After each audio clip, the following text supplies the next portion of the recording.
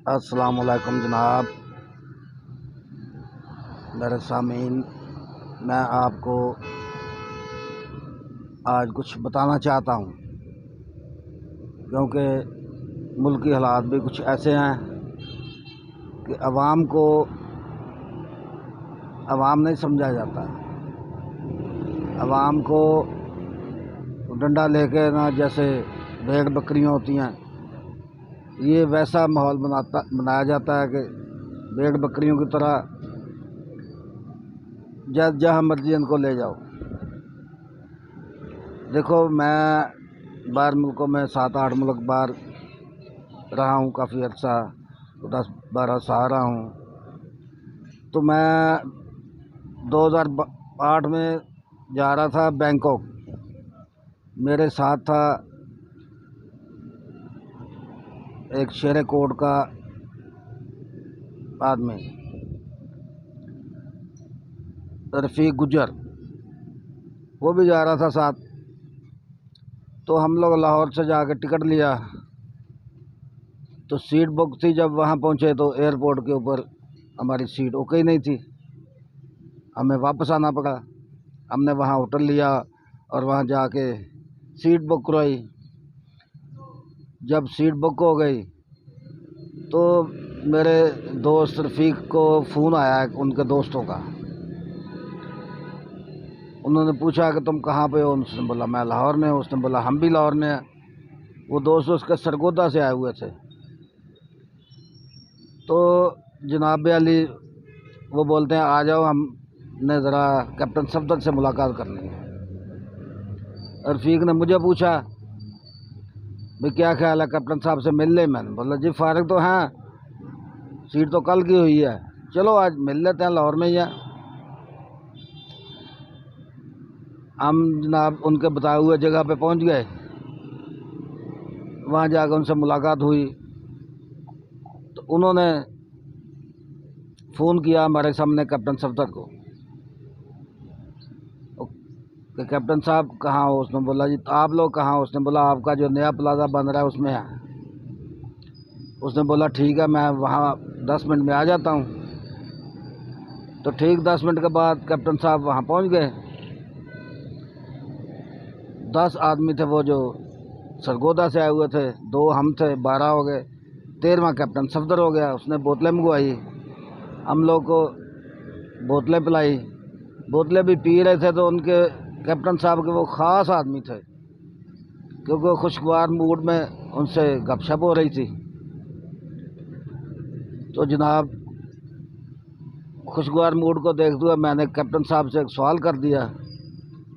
मैंने बोला कैप्टन साहब मुझे ज़रा ये तो बताओ कि आप सब लोग तो सऊदीया गए हुए थे, क्योंकि मुशर्रफ साहब ने इनको बाहर भेज दिया था, तो आप लोग अभी आए हो और ये जो इलेक्शन अभी गुजरा है इसमें आपने 60-65 सीटें निकाल ली हैं।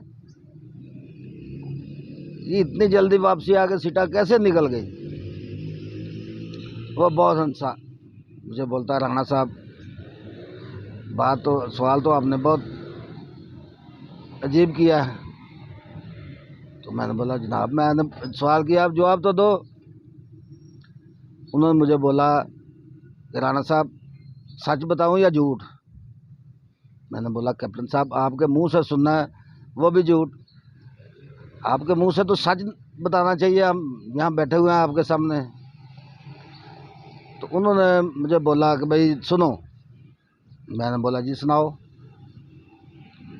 उसने बोला बात यह है कि जिस दिन इलेक्शन हो रहा था ना, दिन के 11-11:30 बजे हुए थे, तो जैसे बोलता मैं ऐसी टेबल पे बैठा हुआ हूँ तो ऐसे ही बैठा हुआ था। तो सामने एक तरफ शहबाज शरीफ, दूसरी तरफ नवाज शरीफ, मियाँ साहब दोनों साइड में बैठे हुए थे। तो खामोशी ऐसे थी कि जैसे इस कमरे में कोई मौजूद नहीं है। तो बोला हमारी खामोशी टूटी, फ़ोन की घंटी बजी। बोलता कैप्टन साहब ने फ़ोन उठाया और पूछा हाँ जी कौन बोल रहा है? उन्होंने बोला जी मैं फलां बूथ से बोल रहा हूँ, इधर कहीं दूर वाली साइड में, लाहौर से बाहर ही कोई। उसने बोला तो बोला जी मैंने उसने मुझे बोला कि भाई हमारे पास इतनी पर्चियाँ हैं, इतने हज़ार पर्चियाँ हैं, अपना आदमी भेजो और पर्ची डलवा लो। कैप्टन साहब बोलते हैं मैंने वहाँ के एमपीओ को फ़ोन किया और एमएनए को फ़ोन किया कि तुमने इतने पैसे देने हैं और इतनी पर्चियाँ आपकी डल जाएंगी। तो कैप्टन साहब बोल रहे हैं कि जी वहाँ के मैंने एमपीओ को फ़ोन किया और एमएनए को फ़ोन किया कि भाई इतने इतने पैसे आपने देने हैं, आपके वोट में डल जाएंगे। तो बोलते हैं ये फ़ोन शाम तक चलता रहा। तो शाम को ये जो सीटें आप बोल रहे हैं ये इतनी बाहर आ गई। तो मैं खुद हैरान परेशान था, भाई हमारे मुल्क में क्या होता है, कोई समझ नहीं आती यहाँ क्या होता है। फिर मुझे समझ आई कि शहबाज शरीफ और नवाज शरीफ जो उनके मेंबर होते हैं असम्बली, पंजाब असम्बली, कौमी असम्बली, किसी को ये लिफ्ट नहीं कराते, क्योंकि सीटें तो इन्होंने लोगों ने निकाली होती हैं ना, मिल मिला के हमले से। तो बस आगे इस मुल्क का अल्लाह ही हाफ़िज़ है। अल्लाह ताला को हम लोग को अपने दीन पर चलने की तौफीक दे और अल्लाह हमें इस मुल्क में रहने की तौफीक दे, क्योंकि इस जैसा मुल्क दुनिया में कोई नहीं है। मैंने भी 8 मुल्क फिरे हैं, मलेशिया में गया हूँ, थाईलैंड में गया हूँ, मस्कत में गया हूँ। ठीक है जी, अस्सलाम वालेकुम। ये आप इसको सब जगह शेयर करें और हर आदमी को पता चलना चाहिए कि कैसे हमारे मुल्क में क्या कुछ होता है। ठीक है, खुदा हाफ़िज़, अस्सलाम वालेकुम।